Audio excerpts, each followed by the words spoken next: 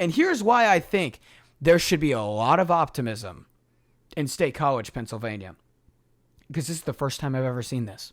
Penn State got down 20-6. Their defense gave up 30 points. They averaged 7 yards. They gave up 7 yards per carry on the ground. They got beat in the trenches. The run game averaged 3.8 yards per carry, just 113 yards. Literally, Penn State had to say, Drew Aller, we're not shutting them down. We're not running the ball. We need you to go out and win this game by yourself. And what did Drew Aller do, folks?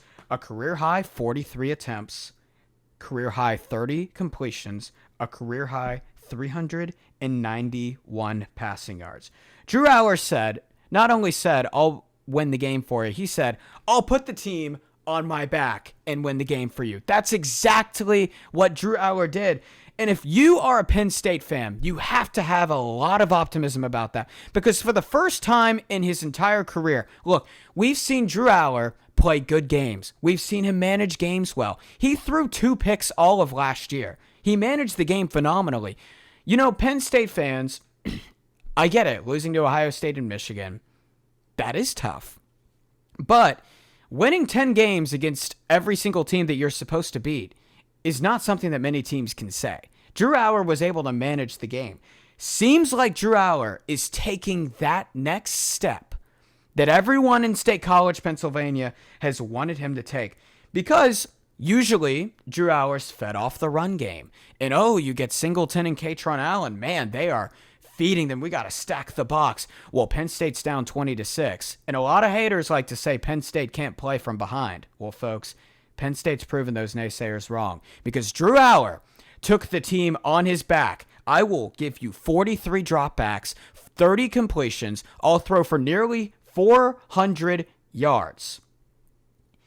Another thing about Penn State coming into the spring game, the big question for Penn State was, okay, not only is it the quarterback play, but who's going to emerge from that receiving core? Is it going to be Harrison Wallace? Julian Fleming was getting a lot of hype. Kayvon Saunders was getting a lot of hype. Tyler Warren, 224 yards. I don't know if you guys saw that Drew Aller screen pass, threw it right up there. Tyler Warren mossed this guy. It was awesome. It was a great play.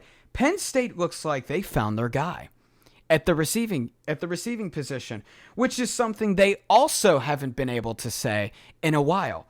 So Penn State's quarterback, when nothing else was working, Drew Aller said, get on my back. I'm going to carry you to the promised land. And Tyler Warren was there to help him out in every single way you could get. If you're a Penn State fan, that has to give you a lot of optimism.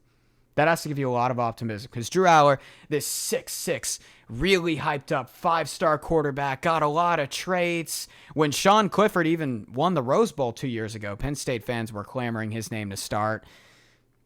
He put the team on his back and he won. For the first time, he was probably the reason Penn State won that football game. I do want to talk about a negative. Just a negative, though, that I don't think you can look over.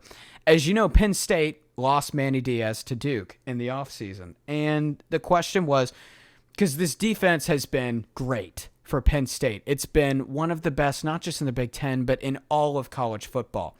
So without Manny Diaz, how would they look? Well, gave up 7.5 yards per carry on the ground to USC. That's rare. That is incredibly rare for a Manny Diaz defense to hurt and to give that up. And I was a little bit alarmed when they gave up 27 points to Bowling Green as well. I'm just saying, I'm not going to rush to conclusions, say the defense is washed. No, certainly they're not.